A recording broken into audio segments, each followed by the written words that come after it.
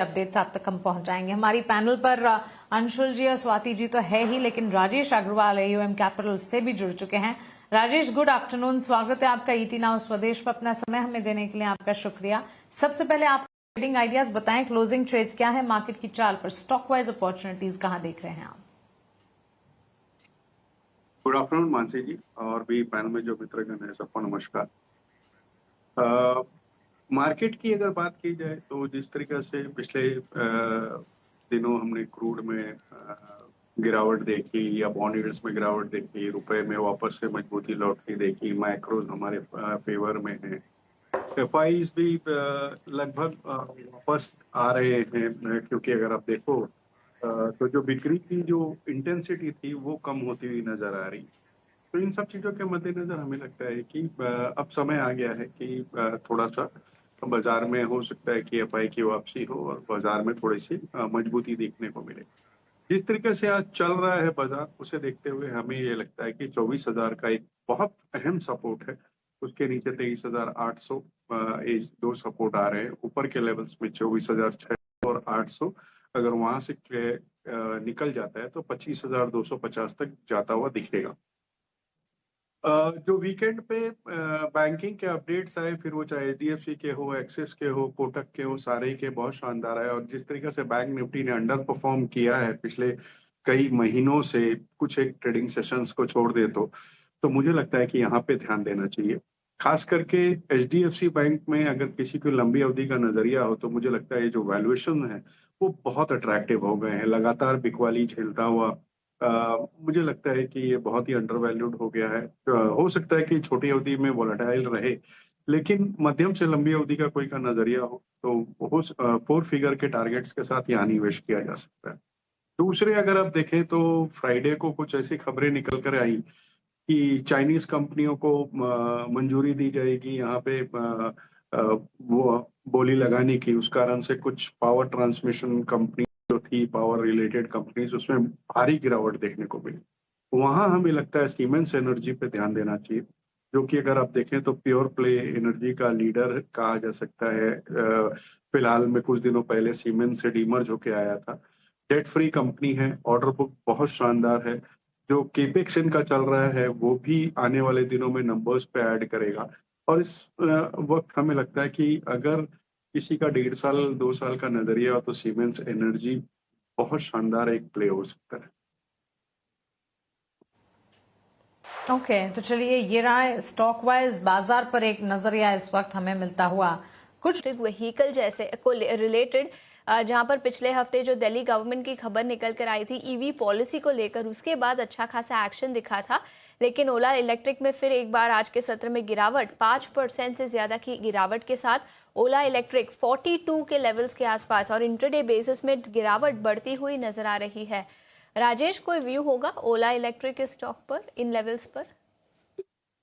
देखिए, मेरे हिसाब से फंडामेंटली अभी ऐसा कुछ भी नहीं है जो इसमें निवेश किया जा सके। ट्रेडिंग अपॉर्चुनिटीज आती रहती है, जैसे पिछले हफ्ते आपने बताया दिल्ली वाली न्यूज आई थी। और अगर आप देखें भी तो लास्ट 3-4 महीने में ओला का अगर शेयर है तो वो 27-28 रुपए के लो टच करके वापस ऊपर 46-47 तक चला गया था। तो एक नॉर्मल प्रॉफिट बुकिंग आना लाजमी है। नंबर्स खराब हैं, सेल्स नंबर भी अच्छे नहीं आ रहे हैं, क्वालिटी इश्यूज अपनी जगह बने हुए हैं, तो निवेश की इस वक्त इसमें कोई सलाह नहीं है। ठीक है, तो ओला इलेक्ट्रिक पर फंडामेंटल और टेक्निकल नजरिया हमने आपके सामने रखा और इन स्टॉक्स में पिछले कुछ दिनों में जो एक्शन दिखा था वो धीरे धीरे कम होता हुआ नजर आ रहा है। लेकिन एक और सेक्टर है जहां सबसे पहले आईटी पर आपकी राय लेना चाहूंगी। टीसीएस के नतीजे गुरुवार को आते हुए नजर आएंगे और शुक्रवार के सत्र में रिएक्शन भी दिखेगा। इनफैक्ट टीसीएस पहली आईटी कंपनी होती है जिसके नतीजे आते हैं तो उसका इम्पैक्ट पूरे सेक्टर पर दिखता है। स्पेशली जिस तरह की मैनेजमेंट कमेंट्री निकल कर आएगी डिस्क्रिशनरी स्पेंडिंग को लेकर, एआई के इम्पैक्ट को लेकर, उस पर सबकी नजर रहेगी। लेकिन आपका क्या व्यू होगा आईटी सेक्टर, आईटी के नतीजों के पहले? Good afternoon Ashisha. आपने सही कहा, आईटी का जो आगाज है नतीजों का वो टीसीएस के नतीजों के साथ आ रहा है। इस वक्त जो बाजार का व्यू है वो पूरे आईटी स्पेस के लेकर के नेगेटिव है, क्योंकि एआई वगैरह की जो चिंताएं बनी हुई थी उस वजह से लगातार बिकवाली देख रहे हैं। ऊपर के लेवल से देखें तो बहुत सारे स्टॉक्स 60-60, 70-70% तक करेक्ट कर चुके हैं। लॉन्ग टर्म की बात की जाए, बैलेंस शीट सबकी स्ट्रांग है, अच्छा डिविडेंड देते हैं।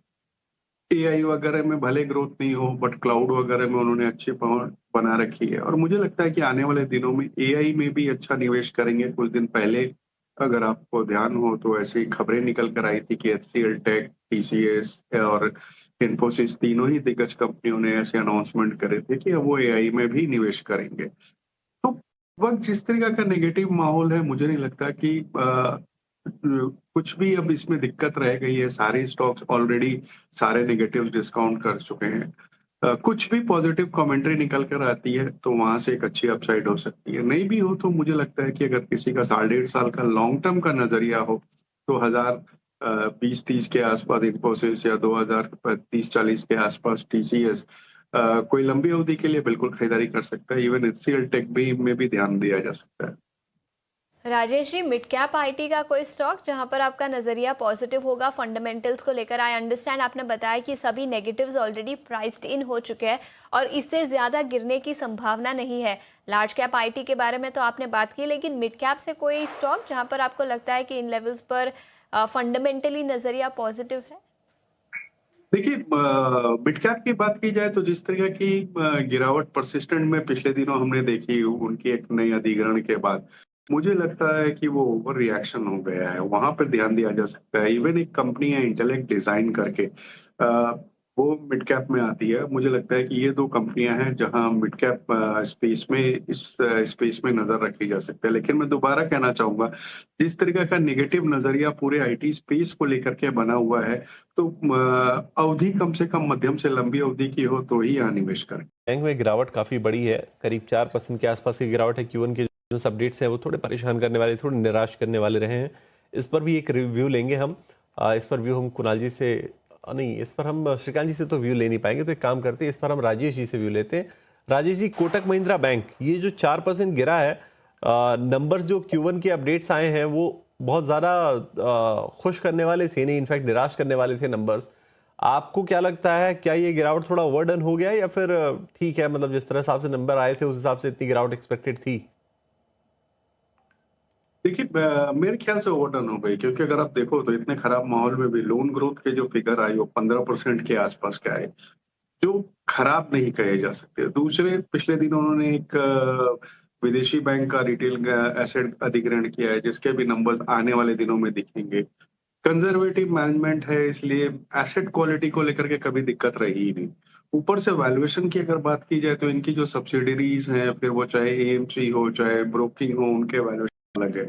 मुझे लगता है इस तरह की गिरावट जो नीजक आती है वो एक तरीके से मध्यम से लंबी अवधि के निवेशकों को निवेश का मौका देती है। तो इन लेवल्स पे मेरे हिसाब से खरीदारी करनी चाहिए। खरीदारी करने की सलाह यहाँ पर कोटक महिंद्रा बैंक पर आती हुई, तो फंडामेंटल नजरिया हमने आपके साइड पावर इक्विपमेंट शेयरों पर हमने शुक्रवार को गिरावट देखी, उसके बाद संभले भी हैं आज के सत्र में स्टॉक। लेकिन अब हम देख रहे हैं ब्रोकरेजेस की रिपोर्ट इन पर आई है। हालिया गिरावट जरूरत से ज्यादा है, ये कहना है नोमुरा की रिपोर्ट का। मक्वायरी की रिपोर्ट का ये कहना है कि चीनी कंपनियों में सिर्फ TBEA के पास ही भारत में मजबूत मैन्युफैक्चरिंग क्षमता है। और जेफरीज भी पावर इक्विपमेंट कंपनियों में हालिया गिरावट जो है वो एक अच्छा मौका है खरीदारी का, ये कह रहे हैं। आपके फंडामेंटल टेक्स क्या है पावर इक्विपमेंट स्टॉक पर इस वक्त जो current situation scenarios pan out हो रहे हैं, क्या स्ट्रैटेजी अपनाई जाए? देखिए, शुक्रवार को भी हमने हमारे क्लाइंटों को खरीदारी की सलाह दी थी, क्योंकि हमें ये लग रहा था कि जो अभी गिरावट आई है वो जरूरत से ज्यादा आ गई। सीधी तरीके से कहा जाए तो जरूरत ही नहीं थी उस गिरावट की, क्योंकि जो न्यूज आई कि वो 4 कंपनियां जो भारत में ऑलरेडी हैं उनको ही बोली लगाने की मंजूरी दी जाएगी, और वो भी सिर्फ 2 साल के लिए। तो इन कंपनियों का जो भी केपेक्स वगैरह हो रहा है वो अगर अब देखो तो 3 साल 4 साल में कंप्लीट होने वाला है, तो इनको कोई विशेष फर्क पड़ने वाला नहीं है। तो इस पूरे सेक्टर में हमें वो बुलिश है, इस बात के मद्देनजर कि पावर की डिमांड दिन पर दिन बढ़ती जा रही है, और आने वाले दिनों में भी डेटा सेंटर वगैरह को लेकर के पावर की डिमांड बढ़ी हुई रहेगी। कोई एक स्टॉक स्पेस में चुनना हो तो मैं जैसे पहले मैंने कहा कि सीमेंस एनर्जी हमें बहुत अच्छा लग रहा है, जो कि अगर आप कहा जाए तो एक दिग्गज कंपनी है, डेट फ्री है, पावर ट्रांसमिशन और पावर जनरेशन दोनों ही सेगमेंट को कैटर कर रही है। और क्लाइंट की बात की जाए तो जितने भी पावर यूटिलिटीज हैं, वो ट्रांसमिशन ऑपरेटर्स हो या डेटा सेंटर वाले हो, सभी इनके क्लाइंट है। इवन कुछ इंडस्ट्रियल क्लाइंट्स भी इनके हैं।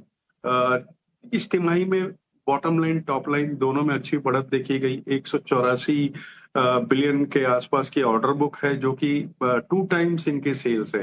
तो मुझे लगता है कि यहाँ पे ध्यान देना चाहिए। और खास बात ये है कि जो ये एक्सपेंशन कर रहे हैं कलवा में, वो भी 2 साल में कंप्लीट हो जाएगा। तो सीमेंस एनर्जी में ध्यान देने के ये खरीदारी की सलाह रहेगी।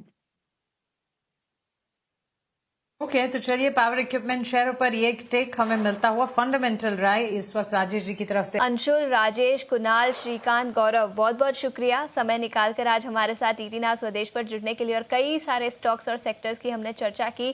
कई सारे स्टॉक्स और सेक्टर्स में आज एक्शन दिखा ऑपरेशनल अपडेट्स के दम पर, और BT/ST ट्रेड्स भी आपने हमारे सामने रखे। बहुत बहुत शुक्रिया ईटी नाउ स्वदेश पर जुड़ने के लिए। लेकिन बाजार